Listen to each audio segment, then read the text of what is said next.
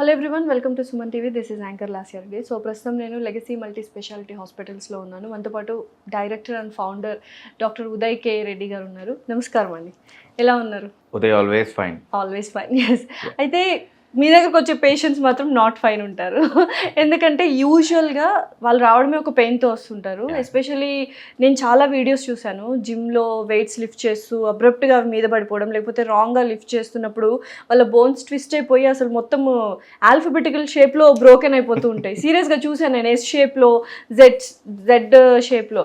ఏంటి, ఎక్కడ మిస్టేక్ జరుగుతుంది? Is it the mistake of the trainers or the training?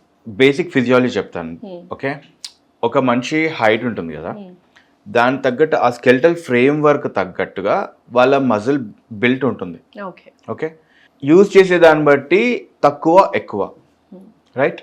ఆ స్కెలిటన్ ఎంత బరువు తీసుకోగలుగుతుందో అంత లోడ్ చేసినంత వరకు బాడీకి ఏం అవ్వదు. ఓకే, స్కెలిటన్ చుట్టూతో ఉన్న మజిల్స్ ఎంత టోన్ ఉన్నాయో, ఎంత స్ట్రెంగ్త్ ఉందో అంత స్ట్రెంత్ లోడ్ ఇవ్వండి, బాడీకి ఏం అవ్వదు. లేదు ఎక్కువ తీసుకోవాలనుకున్నప్పుడు మజిల్ని ఆ లోడ్ తీసుకునేంత స్ట్రాంగ్ చేసి తీసుకోండి. అట్లీస్ట్ మజిల్ని టోన్ చేసి, ఫస్ట్ రిలాక్స్ చేసి, తర్వాత టోన్ చేసి లోడ్ చేయండి. అవేవి చేయకుండా డైరెక్ట్గా వెళ్ళేసి బరువులు ఎత్తేస్తాను అంటే ఆబ్వియస్లీ ప్లాస్టిక్ కవర్లో 2 కిలోలు పట్టే ప్లాస్టిక్ కవర్లో 10 కిలోలు సామాన్ పెడితే అది ఉంటుందా? ఆబ్వియస్లీ. Same thing. సో ఇవాళ కూడా మీ దగ్గరకు ఒక పేషెంట్ వచ్చారు and you are so upset with the trainer. ఏంటి అసలు ఆ సినారియో? అది పిటి అండి, అది very pity. I will tell you, I'll get you spine model, మీకు అర్థమవుతుంది. మన బాడీ ఇలా ఉంటుంది వెన్నపూసలో. ఓకే, ఇది మన స్పైన్, రైట్? ఇవన్నీ బోన్స్, ఈ మధ్యలో డిస్క్ ఉంది, రైట్? ఇటుపక్క మన చర్మం ఉంది, ఇటుపక్క మన వీప్ ఇక్కడ ఉంది, ఇటు పొట్ట. ఓకే, దీని షేప్ మీరు చూసినట్టయితే కొంచెం కర్వ్స్ ఉన్నాయి, రైట్? This is normal. ఇట్లా బోన్ కి బోన్ మధ్యలో గ్యాప్ ఉండడం కూడా నార్మల్ ఉండాలి. అక్కడే డిస్క్ అనే కంప్రెసివ్ మెటీరియల్ ఉంటుంది, దానివల్ల దీనికి బ్లడ్ సప్లై అండ్ న్యూట్రిషన్ వస్తుంది బోన్కి, రైట్?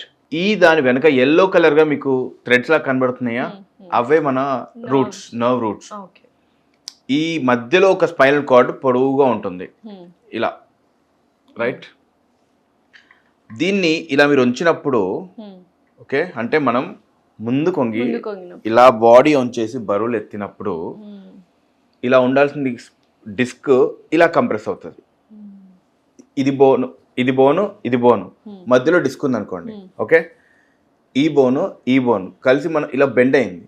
సో డిస్క్ ఉన్న హైట్ కూడా ఇలా ముందు పక్క బెండ్ అవుతుంది. ఇది హైట్ డిస్క్ అనుకోండి, ఇంత డిస్క్ ఉందండి, రైట్?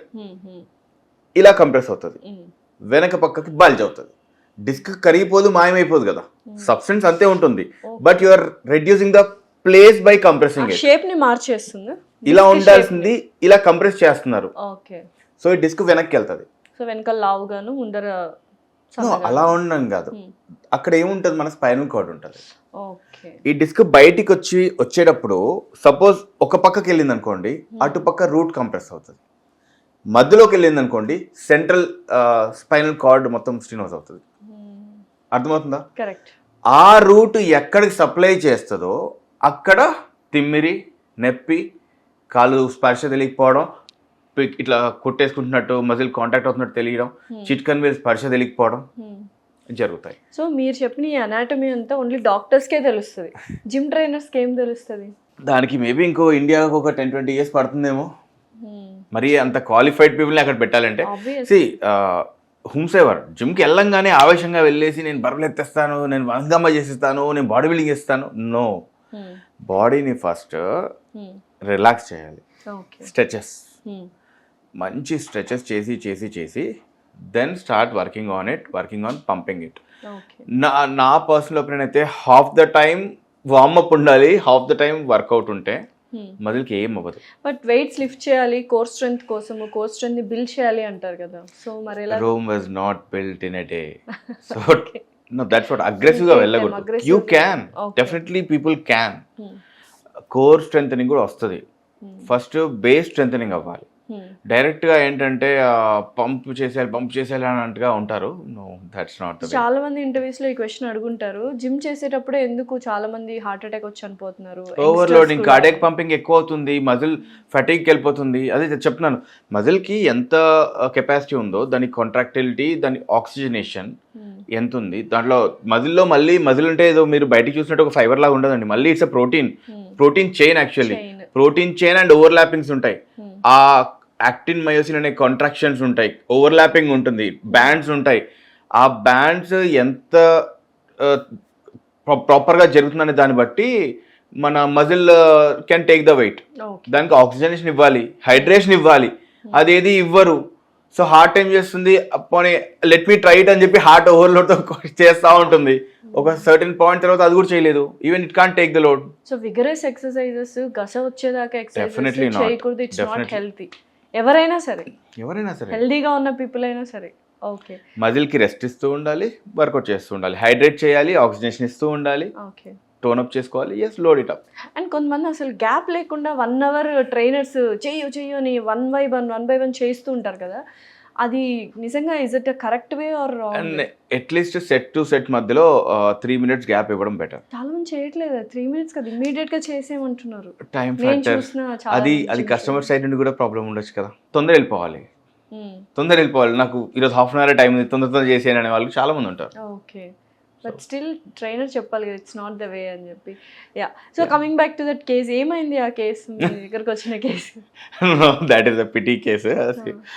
పాపం young guy, 33-34 years, first day of gym. ప్రాపర్గా ఏం నాలెడ్జ్ లేదు, పడుకోబెట్టేశారు, 80+ kilos ఎత్తిచ్చేశారు. అంటే ఫస్ట్ డేనే? Second or third day, first 3-4 daysలోనే స్పైనల్ డిస్ప్రలాప్స్ అయింది, సర్వైకల్. సో అంటే అన్నెసరీ. 80 kilos ఎలా అండి అసలు? What is the weight of that guy? Like good question. Is also 80.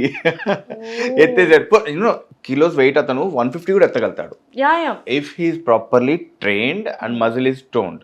కాస్త దాన్ని స్ట్రెంథన్ అప్ చేసి ఉంటే you can. Okay, people do that.